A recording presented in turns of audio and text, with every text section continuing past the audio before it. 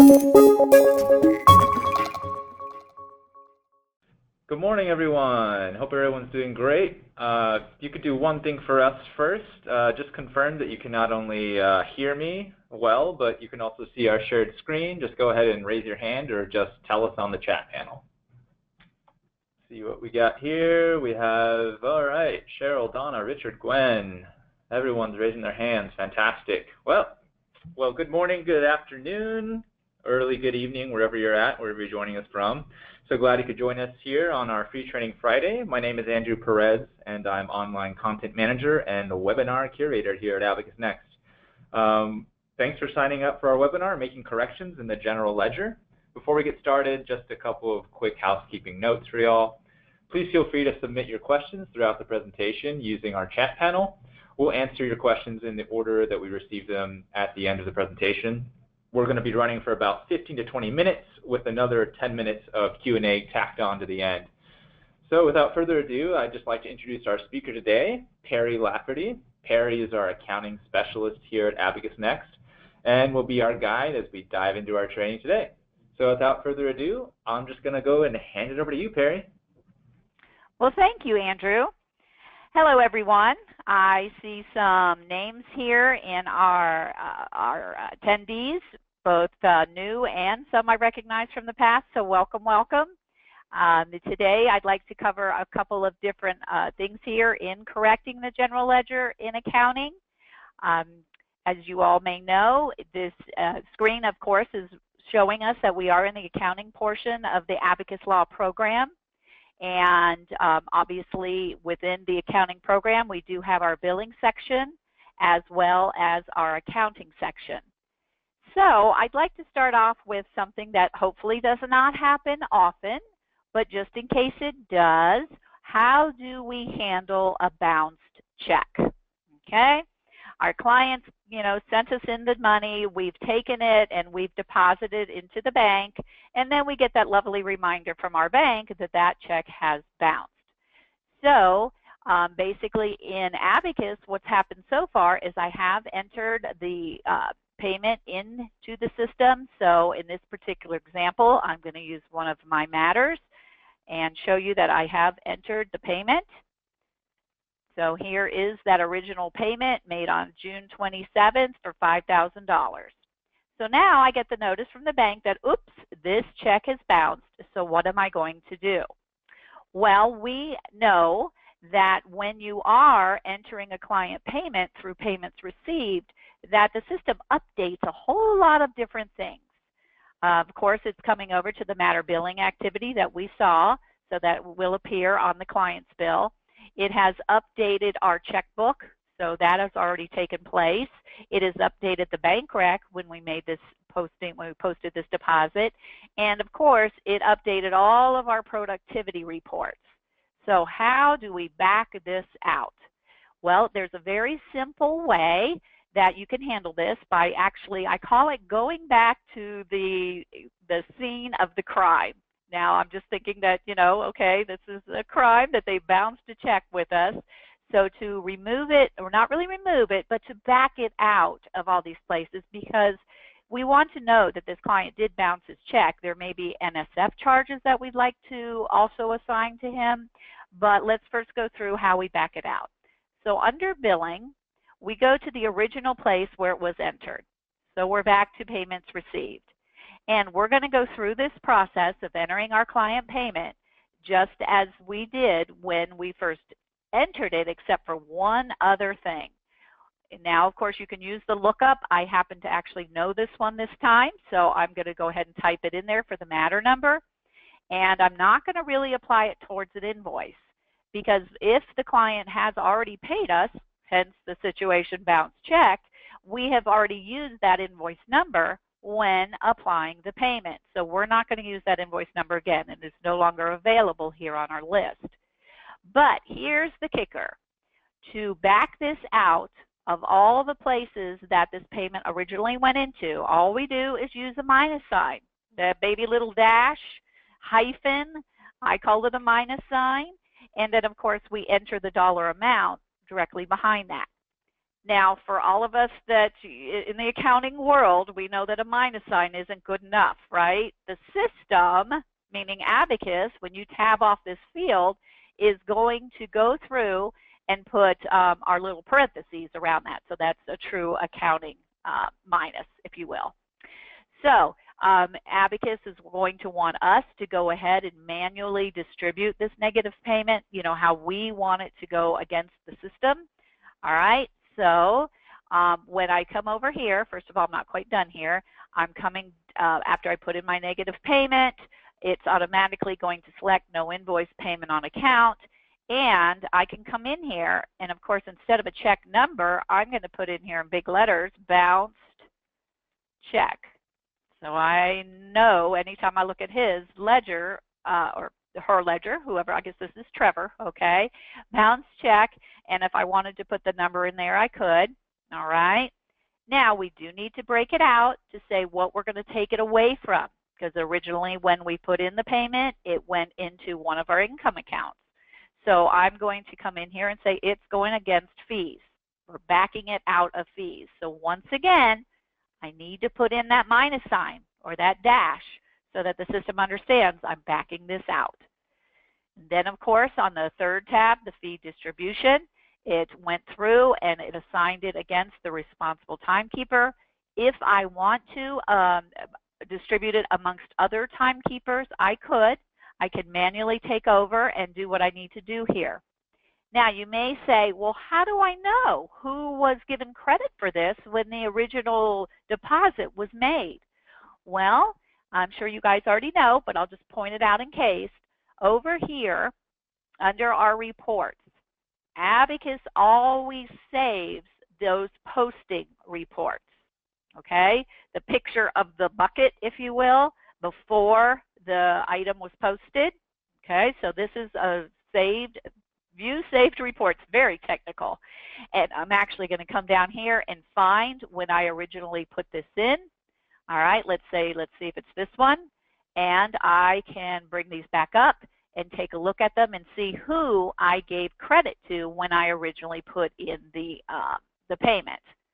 All right, so you can go back and see how you applied it originally to be able to back it out. Because remember, when you are entering a negative payment, it will back it out of the productivity reports. So we want to make sure it backs it out the way we want it to. Of course, when we're done, we're done. And now you want to post this. Now, sometimes I get the question, well, should I post it on the date of the check originally, or should I deposit it on the date of the notice from the bank? I would go with the notice from the bank because we want this to correlate with our bank reconciliation, because we know that this is going to update our bank rec by putting the payment in through these normal channels. So let's go ahead and have it go through on the date of the bank notice, and we simply post. Okay, and this is a little reminder, so we check out the date over here, and we say yes. And that now has backed it out of the matter billing, out of the checkbook, out of the bank rec, and out of all those productivity reports. And I'll just quickly show you here how it appears. It does not erase the original deposit, okay? It does not erase that. We don't want that to happen. We want to be able to track this as it went through our system. Okay, so it's simply going to make the adjusting entry here so that we know that, okay, he's back to owing us big bucks because that check bounced. Okay, all right.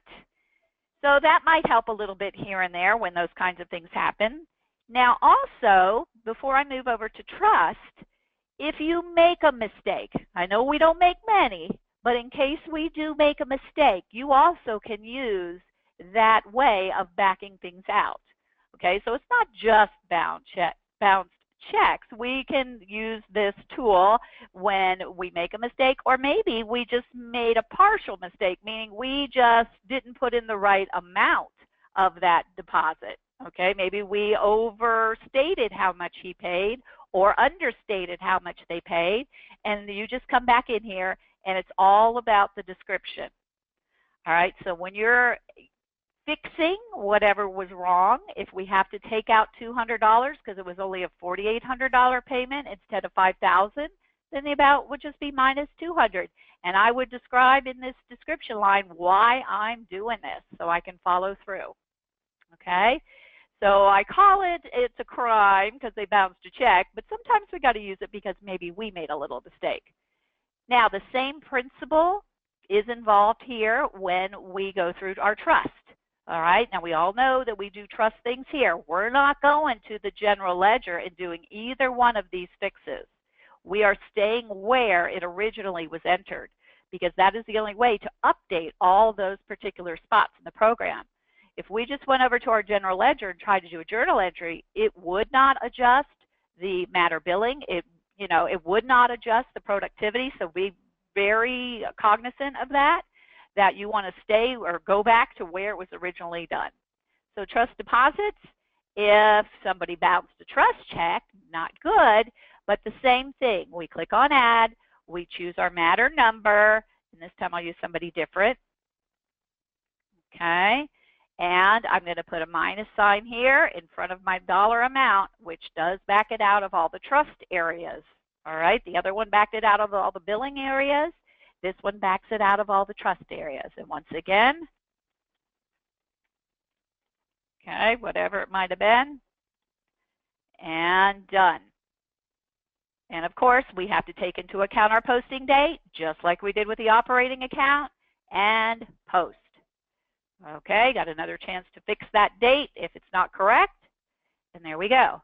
Now, if we quickly go and look at his trust activity, we can see that the original deposit is there, and then the negative deposit is there as well. Okay? So that will back it out of all the necessary areas in the system. Okay, what about your bank reconciliation? Sometimes those are just so much fun, right? Well, let's talk a little bit about a couple of things I have found over the years of doing this, that if I'm working in my bank reconciliation, the first thing you want to be very conscious of is that statement ending date. I can't tell you how many times it took me to understand I need to look at this date, especially like a month that has 31 days. If I was back in May and doing my May bank reconciliation and I put in the 30th, well, that could cause havoc because the bank statement actually ended on the 31st. So just be aware of that so you don't go and bang your head against the wall for no good purpose. Another little situation here could be that if you're out of balance, okay, we're going through and we're doing our best to match up exactly what happened on the bank statement. And we're choosing the items that have cleared the bank. And maybe I had to do some journal entries in between. So when I get down here and I see that I'm out of balance, okay, there's a little trick I have that you may already know, but sometimes, not every time, if you total up the sum of the digits, okay, so 9 plus 1 is 10, plus 6 is 16, plus 3 is 8, plus 3, is 19. If that number was cleanly divisible by either a 9 or a 6, it could mean that something in here is simply transposed, okay? Instead of, and it's not this dollar amount, it's just the transposition of the numbers. So instead of 568612, maybe it was really 566812. So I have found that that helps every now and again, not every time, but that could be the magic that you need to know. All right, what if we were doing our trust bank reconciliation? Okay, and let's see if I can make this happen on purpose. Okay, what if you get this message? So you're trying to balance your trust, and you're actually in balance with the checkbook and the bank statement, but your ledgers do not match. What that means is that something has happened. I can't say exactly what, all right, because Abacus has put so many cautionary things in place that won't let you just undo trust and not the trust checkbook, but I never say never when it comes to a computer. So it's telling me that my checkbook balance says one thing and my trust ledgers say another thing. And so it's telling me how much I'm out of balance by. Because if you all know, you may well know that in Abacus, when you're balancing your trust account, you have to balance to the checkbook balance, and your trust ledgers have to balance that dollar amount. So what do you do if this situation comes up? Well, I go straight to my trust reports. And it's my trust report detail that's going to give me all the information I need. Now, I've kind of shortened it up here for demonstration purposes for today, but obviously it would be from the beginning of the month that you're trying to reconcile through the end of the month. And you make sure that you've got the appropriate account in place if you have multiple trust accounts. And we click Preview. And it's going to go through and show you every transaction that's happened in every matter during that time frame. And now I would take this and match this, balance this to my bank statement. So if something that I do not check off, of course, print it out, get your colorful little pens out, and start checking them off as the transactions have happened in here versus the bank statement. And something that is not checked on either piece of paper, the bank statement, or this report is the culprit. So it is a matching game. It's just going through and matching through because something has happened, that something is altered here that is different from the checkbook in Abacus. So that will point out exactly what it is. Okay, I think I got a couple minutes left. Let's see what else I can tell you. Oh, my little tool here for looking things up in your general ledger, okay, is here under Journal Activity. Okay, obviously on the GL menu. This is my little treasure hunting tool that I can use to go find things. So obviously the date range is going to be very important in what you're looking for. You could come in here and say the dollar amount. I know the entries that is $5,000. I know that. I can't remember anything else about it, but that's all I know. You enter that, and it's going to show you every entry for $5,000. So maybe you can find it that way. Let's say you know the description. You don't know the dollar amount, but you know the description. Well, we could use this item here on our journal activity to look things up.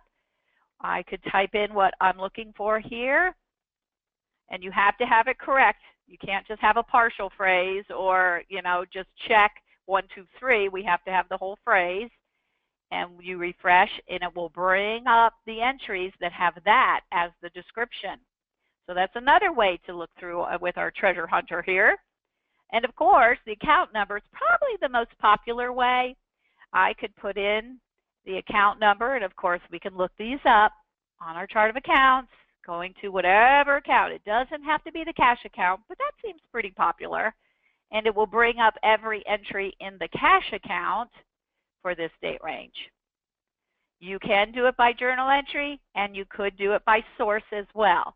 So if I didn't have any of this, but I remembered that I had done it in, say, my demand check writer, I can enter that, and it will show me everything that went through the demand check writer on that date range. So this is kind of like being able to find things that you know something's weird with them, but I want to find them so I can fix them. Now, of course, fixing them. All righty. Post journal entries is our friend. Okay. If we do have to fix something, the best way to do this so that we do have an audit trail of what we've done is go through a journal entry. So, of course, it's a posting situation. We click on Add. Now, what I find helpful for me is I use the type of entry as adjusting when I'm doing something, okay? So that it will stick out when I go to look things up. It will be listed as an adjusting entry. So if I know I've made a mistake and I fix it and I call it adjusting, when I go back in 3 months and I review something and I see an adjusting entry, I could say, oh, okay, that's where I fixed such and such. So, you know, we come in here and whatever it might be. Okay. Now, we got to think this through as well, because if we should void the check, I'm not saying skip voiding the check and come to a journal entry. If it simply is easy as voiding a check, we go do that and then reprocess the check. This is something that for whatever reason was input incorrectly. Maybe it wasn't the check cleared or something, and we're entering, what's wrong here. A good example might be that the check cleared for a different amount. Okay, so let's say check number whatever cleared for probably not $500 over the regular amount, but say it's $10. Okay, so we have to do a journal entry for that before we do our bank rec, so that we can obviously reconcile our account. And I love descriptions. Descriptions are a good thing. Then, of course, you're going to come in and debit whatever account it is and credit whatever account also. We always have to have a debit with our credit. Okay? So an adjusting entry will stick out like a sore thumb. So I'm going to post this. And now when I go and look up something, maybe in my treasure hunting here, and I look up something that happened, when I'm looking at the journal entry number, I can see when an adjusting entry's been done because it's labeled with ADJ. Okay, well, I think I've covered my allotment of 20 minutes here. Obviously, there's more things we can learn about, and we are always hoping that if you're looking for some help with your general ledger, that you can sign up for sessions, and I can help you with a one-on-one session with that.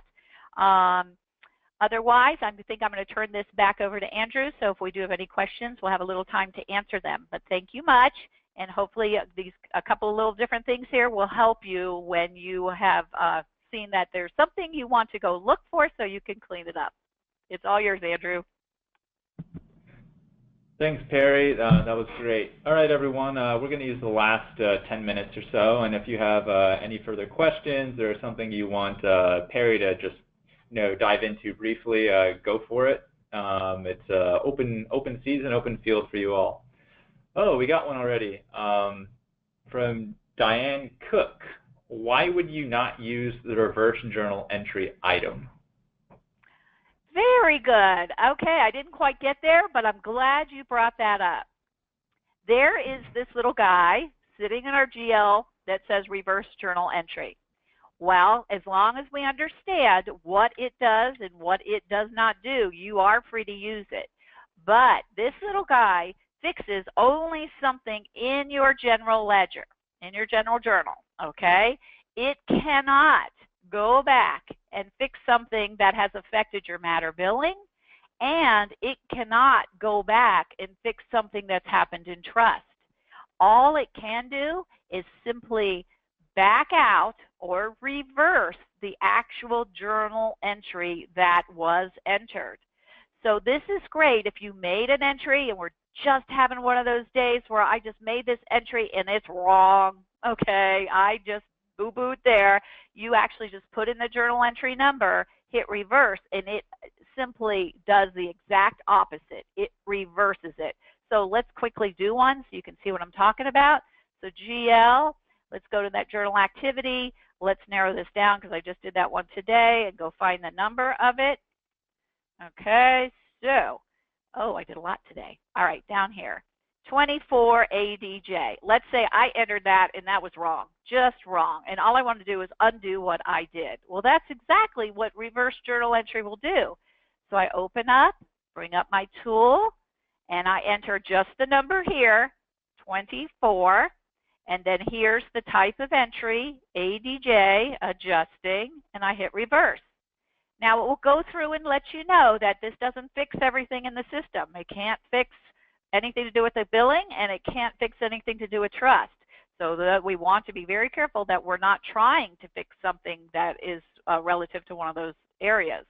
But if I just say yes here, okay, it reverses it. It tells you the new entry number. And now if I come in here and refresh, there should be another journal entry underneath here where it simply did the exact opposite of what was originally done. So it credits what was debited and it debits what was credited. So if this works for you, please go for it. But sometimes I worry that people don't know all of the consequences of what it can and cannot do. Great. Okay? This next one's from Aline Denman. How do you get an entry off of your write-off report? Aha. Okay. I think I did see this email. What we're talking about here is if you've gone through billing and gone through costed adjustments, okay, and you are writing something off, or you thought you should be writing something off, and you go through and let's see here, I'll just put in something here so it lets me proceed on the screen, and I use a write-off code. And the write-off codes start with a W. They're down at the bottom of the list because they start with a W, and you can see that they're all here. So you pick what it is you think you should be writing off. Okay, so then I picked my code. Oh, I thought I picked my code. And we come over here, we say, let's say it was $100 in fees that I'm writing off. And the system knows to use that particular description. And it knows to credit instead of debit because we are writing off, okay? Unbilled fine, so if we produce a bill, the client will see we wrote something off. If you don't want to process another bill, you could mark it as billed, and then that cleans up the situation. You've written it off and it's done. And of course, we're going to send it to our write-off report. By using our W codes, it sends it, it knows to turn this into a yes. So, you know, normally it's a no for most of all the costs you enter, but for write-offs, we do want it to go to the report. All right, so we saved it and we posted it. You also have to do fee distribution if I could keep up with all of this. Let's say 100 here because we want to take it away from the appropriate timekeeper. So now I posted this.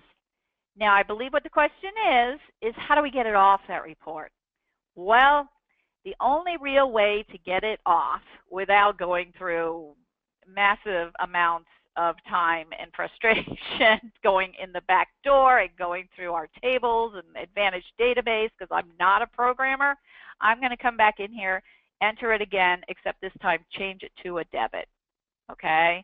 And make sure it's on yes, because you do want it to go to that report and have it alter, you know, it's just going to be in the overall totals that it changes it, because it will, you know, put it in as you put it in and then take it out with a debit so that it goes to the write-off report, and then we'll show in the ultimate goal the totals that you did undo your write-off. We can't get it to come off the report without, you know, really getting in and going through the Advantage database, which most of us do not want to do. Okay, Andrew? All right, so Debbie wants to know, can you just change the date for a posting? And what code do you use? Okay. You cannot just go in and change a date. Abacus is really sticky about having us go in and change things in our general ledger, okay?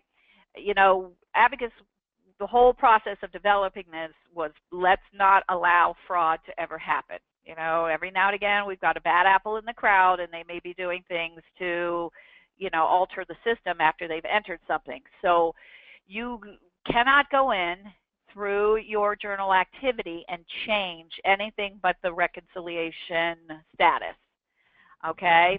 That's the only thing you can edit. You cannot change dates. You cannot change dollar amounts. You may be able to put in change the description, but you cannot change dates or dollar amounts or undo it.